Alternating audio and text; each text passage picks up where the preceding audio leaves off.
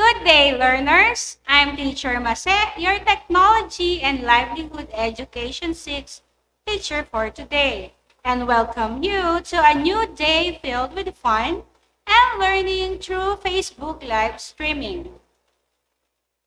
Look at the picture. What can you see in the picture?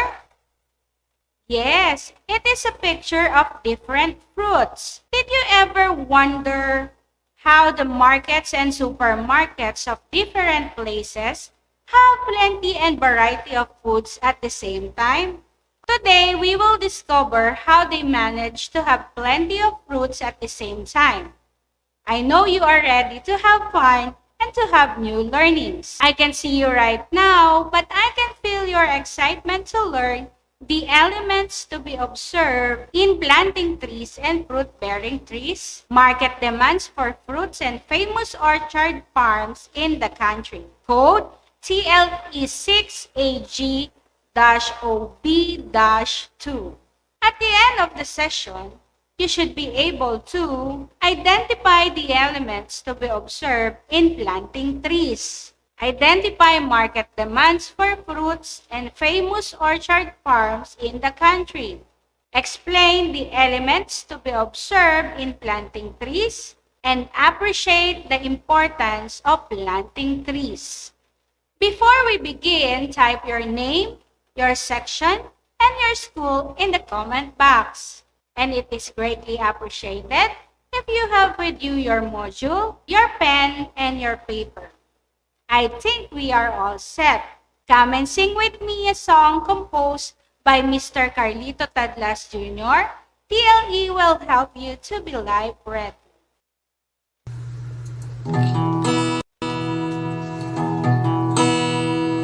Hello, student, listen to me. Let's start the TLE. The subject that brings out the best in everybody and includes you and me. Agriculture, ICT, Industrial Arts, HE. All of these components will help you to get ready so you can reach your goals and dreams. Let us study TLE. Let us study, come with me. All of the knowledge and all of the skills will help you to be life ready. Will help you to be life ready.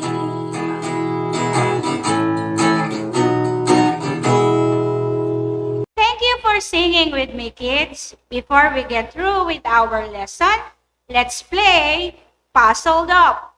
This is to check how well you remembered our previous lesson. Help me to complete the puzzle by answering the questions. Type your answer in the comment box. Are you ready? Let's play. Number 1, true or false? The trunk of the trees give us lumber for building houses and making tables, chairs, and cabinets. The answer is true. Number 2, yes or no? The leaves, stems, and roots of all plants can be eaten. The answer is no. Number 3, fill in the blank. It is one of the raw materials used in making books and boxes. The answer is fiber. Number 4, true or false? Trees help control flood and soil erosion. The answer is true. And number 5, yes or no? Trees provide important benefits to humans. The answer is yes. So what do we have? A tree. Thank you for helping me solve the puzzle. I hope you enjoy the game. After learning the importance and benefits derived from trees and fruit-bearing trees in our previous lesson, it is time to unlock another achievement as we explore another learning about the elements to be observed in planting trees and fruit-bearing trees, market demands for fruits, and famous orchards farms in the country. Planting trees requires careful study of various factors to ensure its proper adaptability and growth. Important factors in planting trees are to be considered to achieve success in this industry. Other farmers who used to produce different kinds of trees and fruit-bearing trees, they consider the common fruits that are very much in demand for every season. Aside from it, we must be aware also of the different types of orchard for us to be more equipped in planting these kinds of fruit trees. An orchard is a piece of land where trees or shrubs are maintained for food or commercial production. Likewise, an orchard features big gardens for aesthetic and productive purposes. Orchards are often concentrated near a water source. Orchards owner mostly concentrate on a species of fruit trees or fruit-bearing trees to produce. Elements to be observed in planting trees and fruit-bearing trees. Look at the picture. What do plants need? What do you think? Do you think the plant needs a donut? An air? An egg? What about the sun? The water? A sandwich? A soil? Or a juice? I will give you 10 seconds to answer. You can type your answer in the comment box.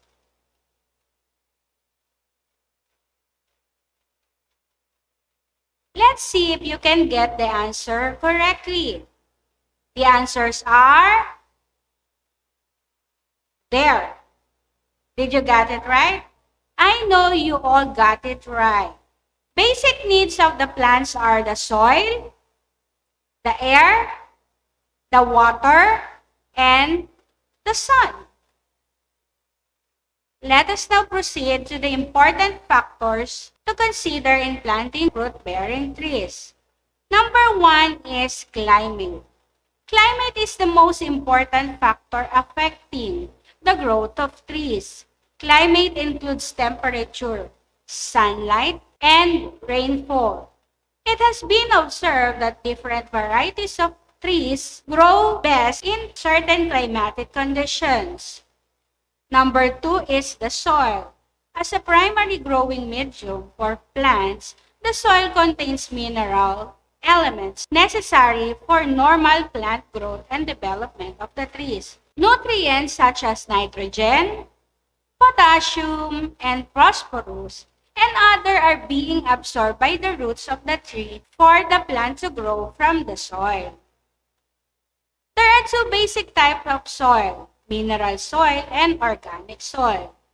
Mineral soil is composed of organic substances with varying amounts of decaying organic matter.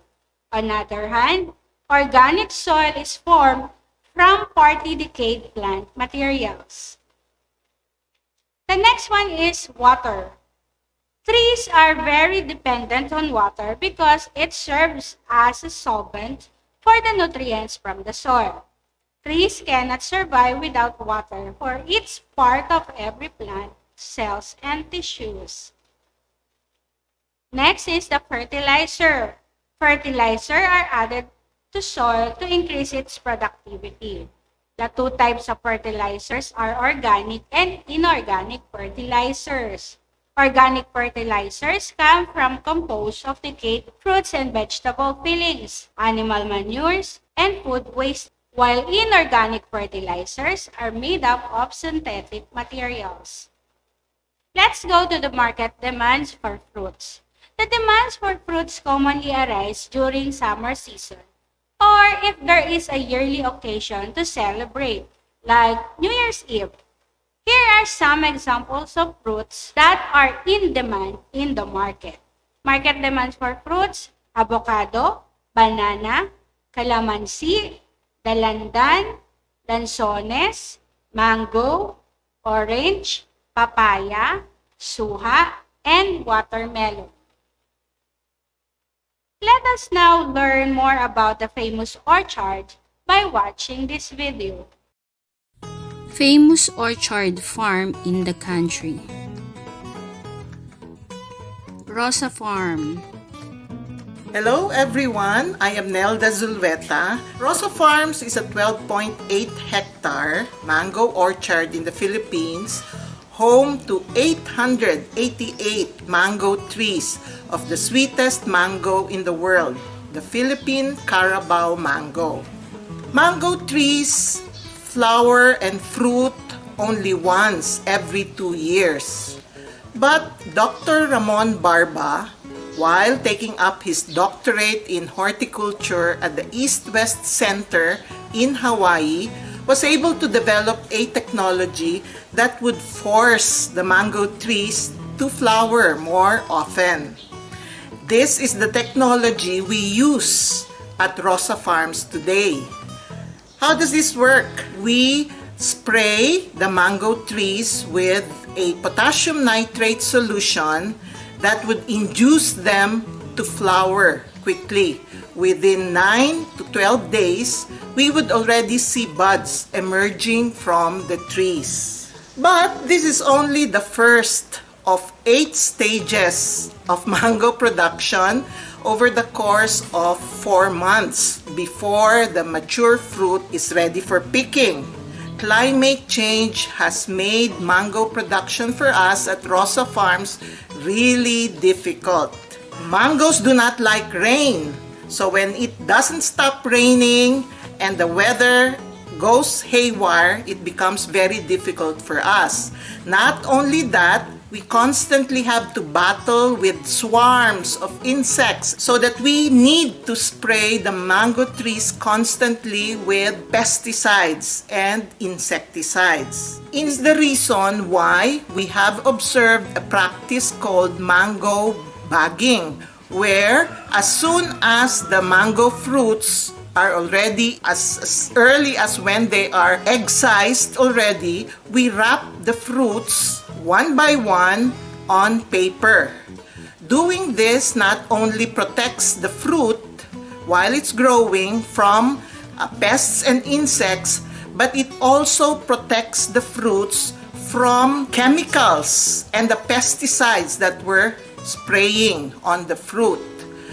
The chemical residue, if allowed to go into the fruit, stays with the fruit all the way to consumption. So with these challenges, we needed to boost our income at Rosa Farms. We decided to transform Rosa Farms into an agri-tourism destination.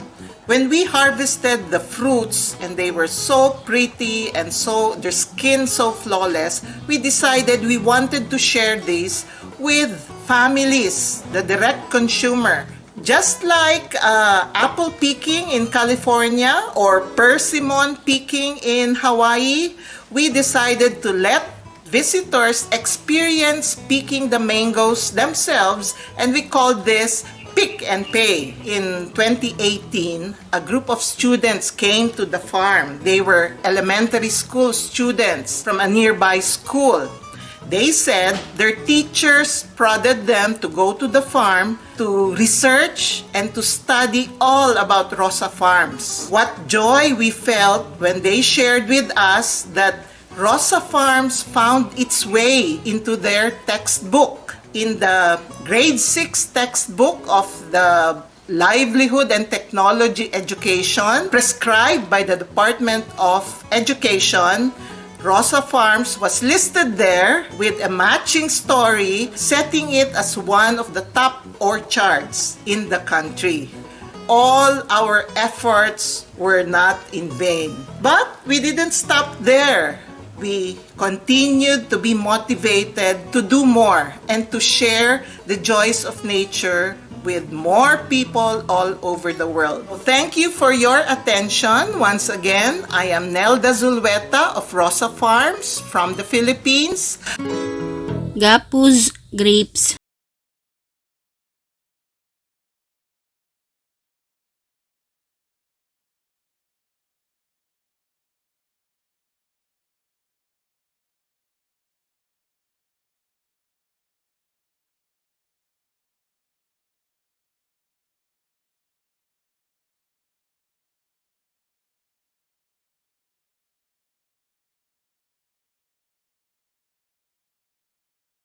Hi there, everyone. We purchased a lot in 1990. It has an area of 5 hectares. The orchard taking 3 hectares of it. With the help of some fellow orange growers here in Sagada, we planted 1,000 seedlings of assorted citrus budded seedlings. This we have Ponkan, Hamlin, Satsuma, some Mayor lemons, and lime. Most of which we bought from the Department of Agriculture and the Bureau of Plant Industry. One thing I learned along the way is it is not easy growing such fruits. Too taxing to the muscles as well as to the pocket. The cost of the inputs, including labor, is just heavy. I at times had to borrow from the bank, actually. Anyway, from day one, the seedlings had to be fertilized and then sprayed with pesticides, both organic and commercial or synthetic, that we did every 4 months. At the same time, had to watch out for water sprouts. These are the fast-growing ones that don't bear fruits, or if they do, very little, and sprouts from the rootstocks. And as they grew bigger, the extra twigs on branches, all these needed and need to be pruned. Is a lot of hard work. This goes on and on. Now, there had always been a disease called pink disease. One has to look out for too. This is a fungus that attacks the bark, and once it hits a branch or a trunk, the whole thing had to be cut off. Otherwise, it will infect the whole tree or the next tree, as it is infectious. Once a branch or a trunk has this, if not cut, dries up. Fertilizing is done once a year. Here we use both organic and commercial. The organic is the chicken dung, which we regularly hold all the way from Benguet and Ifugao, and commercial fertilizer too. Then when the fruits are pebble big, we spray them with organic foliar fertilizer for the fruit's development. Our first harvest was in 1995, 5 years after they were planted. Each tree had an average produce of 20 kilos. This we sold to our local vendors here, and the rest we sent to Baguio, thanks to our townmates who had stalls in the city market. This went on for years. In year 2000 though, almost all the markets got saturated with Ponkan mandarin, which was we had most. Ponkan mandarin from Nueva Vizcaya and Baguio flooded the markets. This made me practically neglect the orchard for almost 3 years. Until one day, someone suggested that we open the orchard for orange picking to tourists. This we did in 2005. Thanks to God, it clicked. Tourists started pouring in. Market was no longer a problem at last. What we did was we let them pay 50 pesos for entrance fee per person. They can eat what they can while in the farm. And whatever they picked that they brought out, they bought at 80 pesos a kilo. That is the story of Rock Farm here in Sagada, Philippines. Thank you, and I do hope to see you here one of these days. Good day, students from Maisan Elementary School and all the student learners from Valenzuela City joining us in today's Facebook live streaming. Please allow me to introduce myself. I am Roger Cruz. I am the owner and general manager of Philippine Mango Seedling Farm Corporation.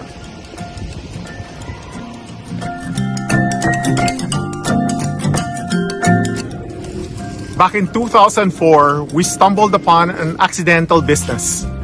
We realized that we could grow actual mango seedlings from the discarded mango seeds that we were getting from the production of mango purees in our mango farm.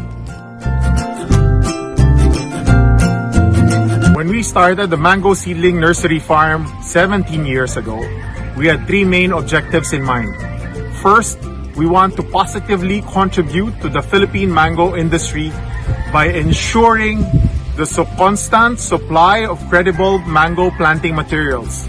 Secondly, we wanted to help educate future mango farmers on how to do mango farming the right way.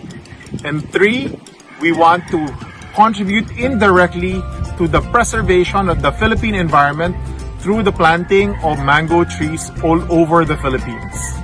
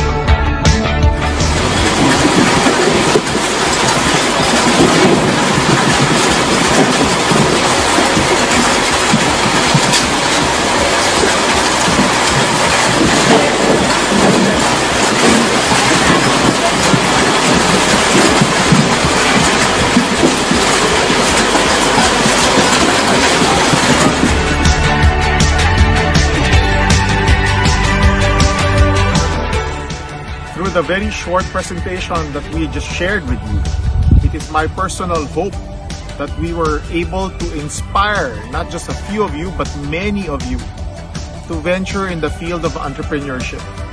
Whether it's in the field of nursery farming or actual mango farmers in the future, I hope you will pursue that direction so you can proactively and positively contribute to the development of this country. So I wish you all the best. And again, I thank you for the opportunity to share my story with all the student learners of Maisan Elementary School and Valenzuela City. Thank you, everybody. Stay healthy and continue to keep safe.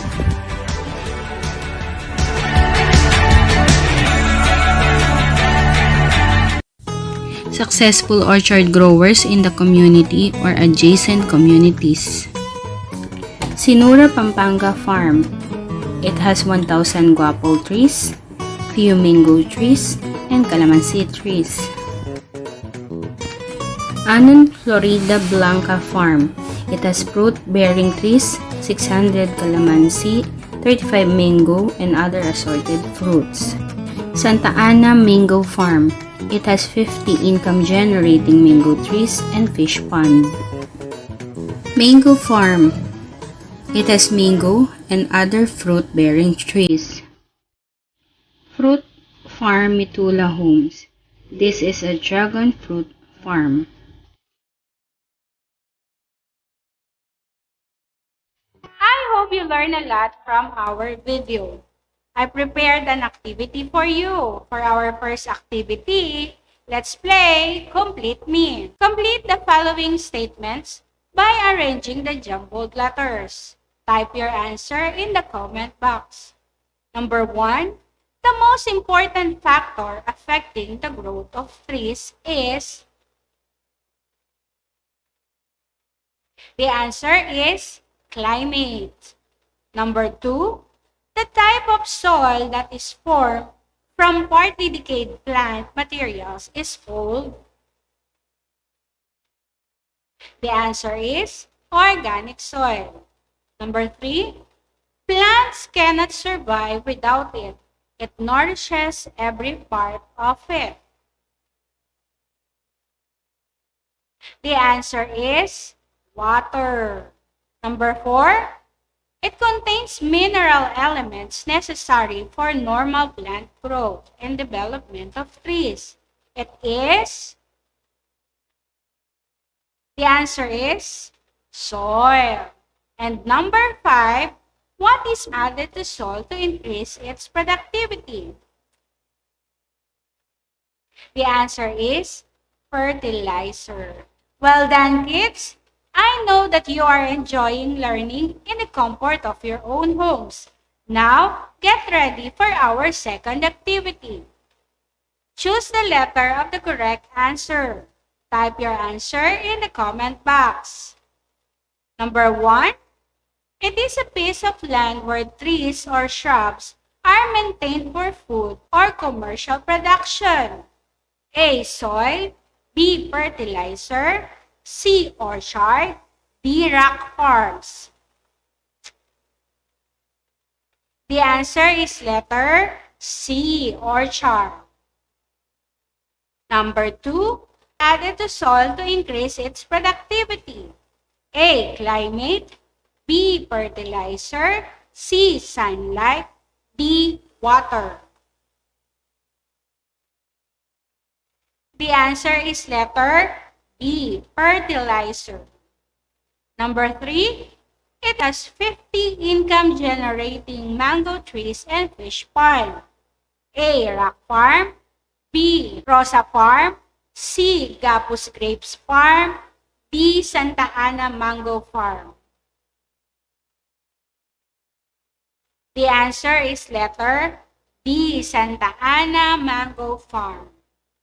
Number 4, it was originally called Linoron Farm in reference to a nearby river. A. Rosa Farm.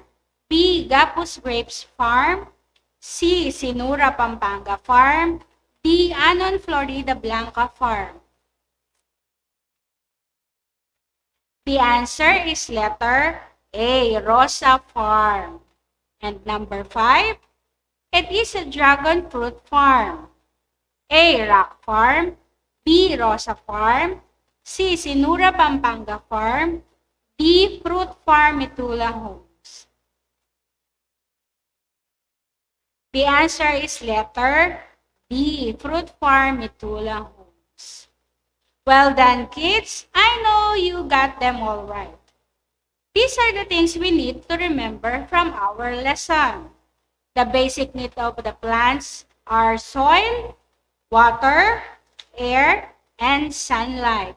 Important factors to consider in planting trees and fruit-bearing trees are climate, soil, water, and fertilizer. The famous orchards in the country, Rosa Farm, Gapus Grapes Farm, Rocks Farm, Philippine Mango Seedling Farm Corporation, successful orchards grower in the community or adjacent communities are Sinura Pampanga Farm, Anon Florida Blanca Farm, Santa Ana Mango Farm, Mango Farm in Magalang, Pampanga, and Fruit Farm Mitula Homes of San Fernando, Pampanga.